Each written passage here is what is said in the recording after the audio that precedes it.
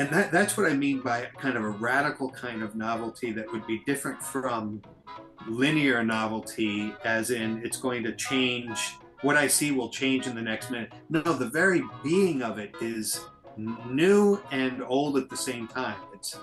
And that's what I mean by a kind of a metaphysical reference point, bringing that into our thinking about it, that kind of novelty. And then linear novelty is a sort of cashing out of it, but it's not the most fundamental expression of what novelty is.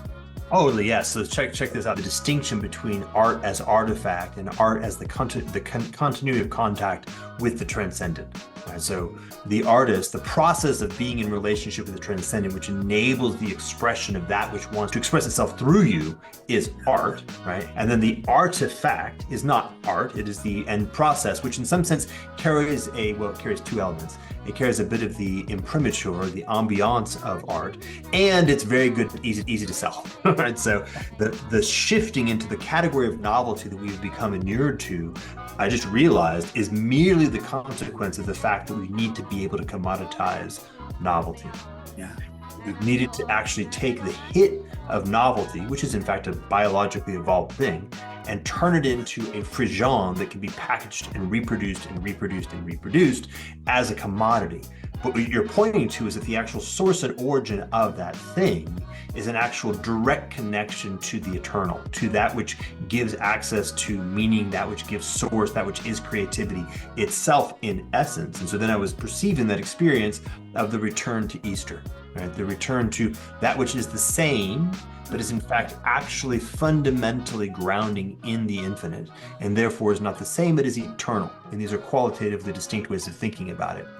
And so instead of the cheapened version of eternity that we perceive as novelty, we're pointing back towards an actual lived experience of eternity that is available in the things that appear to be relatively the same. Right. So in that sense, it's a transcending of time rather than transcending a particular moment in time. Yeah. A transcending of time simply. And that's why, ever ancient, ever new, this notion of what beauty is in St. Augustine, which I think is connected to real ritual, religious ritual. I mean, because in the whole passion, death, and resurrection of Christ, the understanding is that you're not just remembering it, acting it out, but that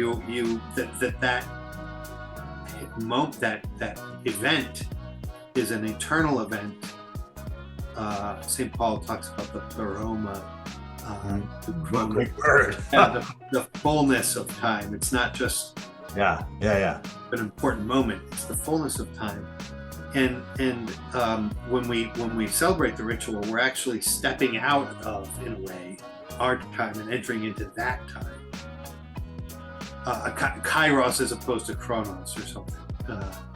That I think that's really crucial, and it's paradigmatic in religion, but I think that there's something analogous in art.